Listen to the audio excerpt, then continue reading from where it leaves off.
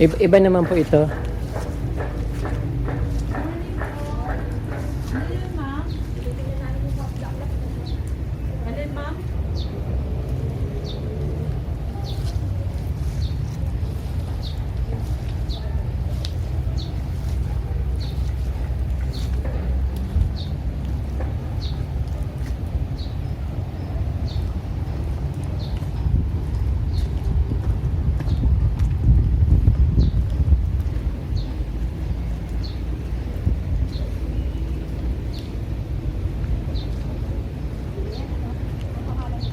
Sinya.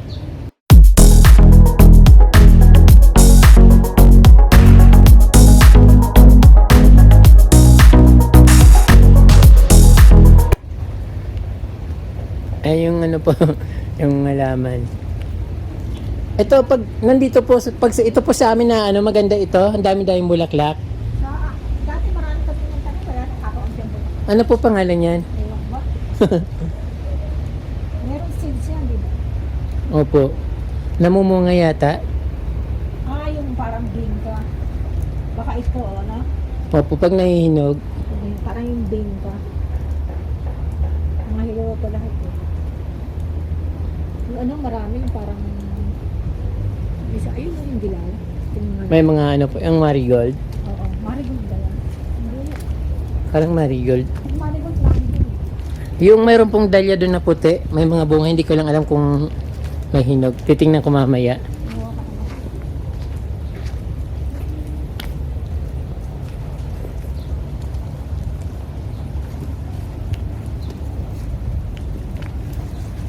walang tuyo. Basa lahat eh. Ganyan po yung yata sa inyo eh, yung halaman mo. Hindi, maano yung maputi yung ano na lang. Iba po yun. Malilit lang daw nito. Parang ganun na rin lang. Kaya ngayon. Kasi siguro mga tuyo na, no? Opo. Baka wala naman na hinog niyan. Ito eh. Ito, halaman din to. Ating po yan, hindi yung hindi yung, Hindi, iba lang seeds. hindi yun. Iba yung may seeds, iba yung, yan, ano yan, Meron pala ako. kukuha talaga kayo ng, Sanga. Huwag mo lang, baka hindi mo kabila. Alam ko, depende po, basta ang amag niya hindi masyadong puto. Pwede mo yan. ganda eh. Wala ko yung mga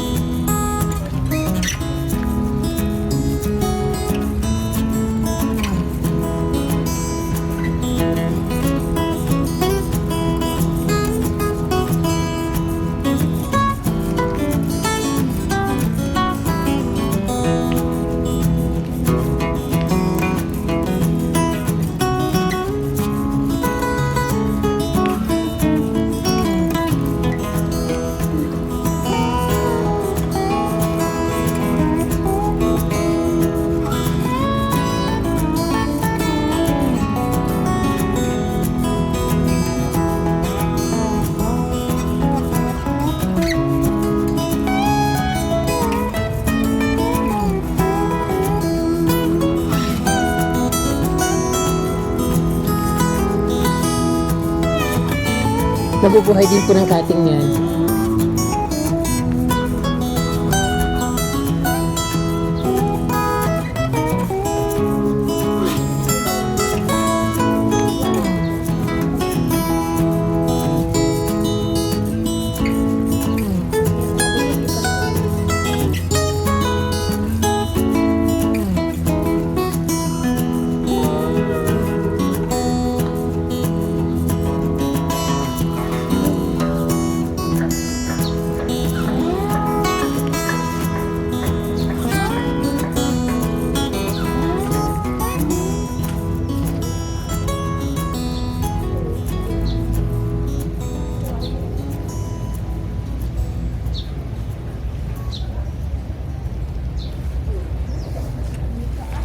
Iba naman po ito.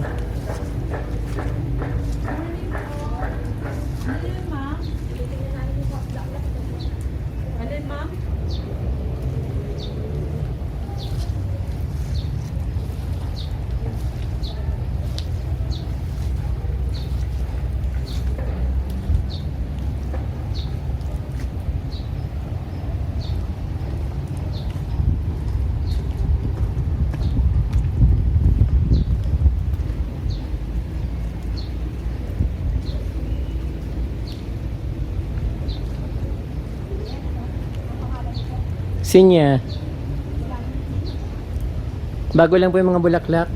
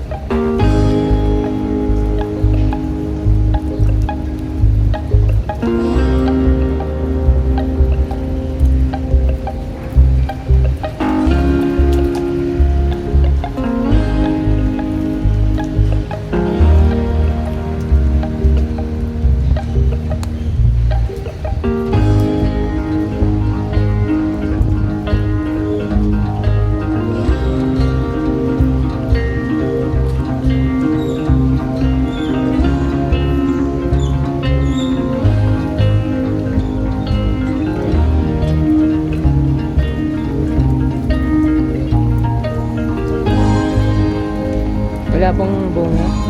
Walang hinog.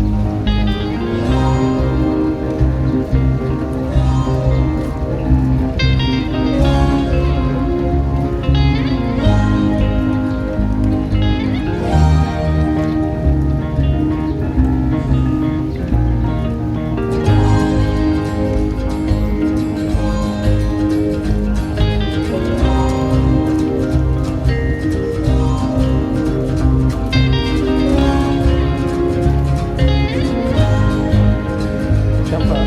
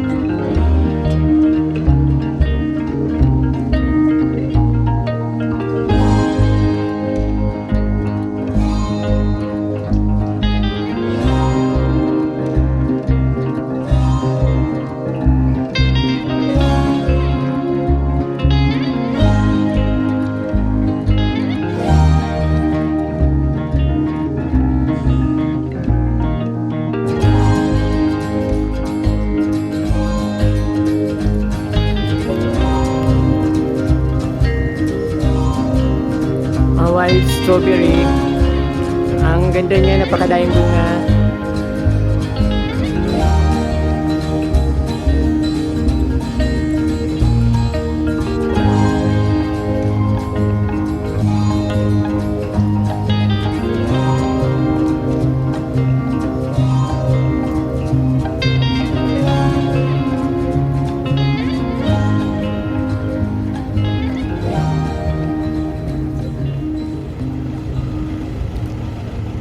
Ito na ngayon yung magarang pamilihan ng mga imported na damit dito sa Camp Gianhay sa Baguio City.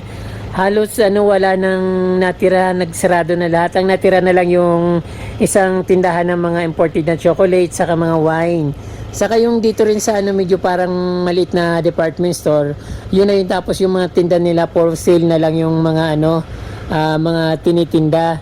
Parang yung iba tapos yung favorite kong puntahan dito na yung tindahan ng mga Nike, ng mga sapatos, yung tindahan nila naka-box na lahat. Parang inaantay na lang na parang yung ipo-pull out na lahat. Kasi halos wala namang pumupunta dito na tapos yun sarado na. Talagang affected masyado yung natin mga negosyo dahil sa COVID pandemic 19. Ayan na parang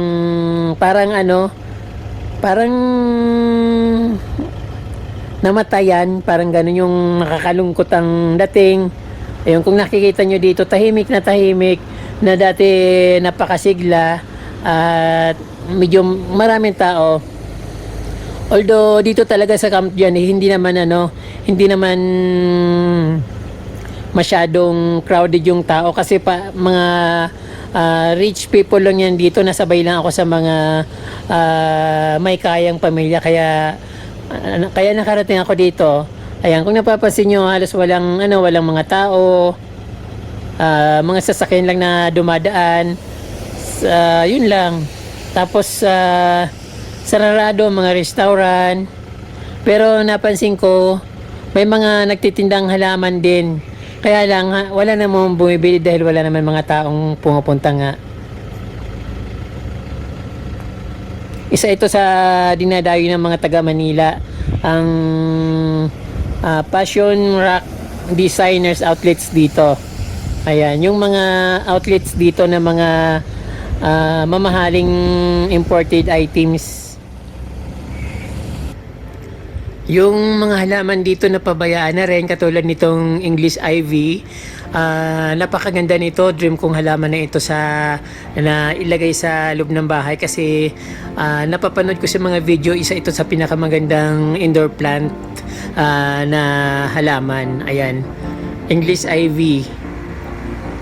Marami itong variety, minsan yung malalaki yung dahon, pero ito ngayon parang medyo maliliit na. Hindi ko lang alam kung napabayaan na talaga siya dahil wala ng mga tao dito. Yung ayan, nakapadlock na nga yung mga pintuan dito ng tindahan.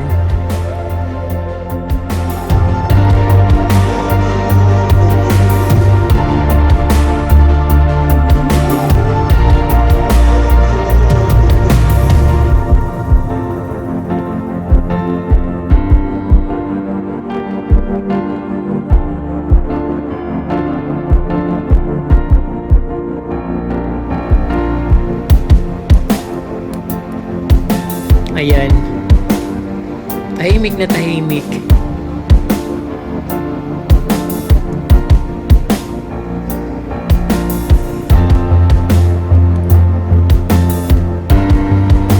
So kahit medyo malayo ako, napansin ko itong mga succulent dito na napakaganda.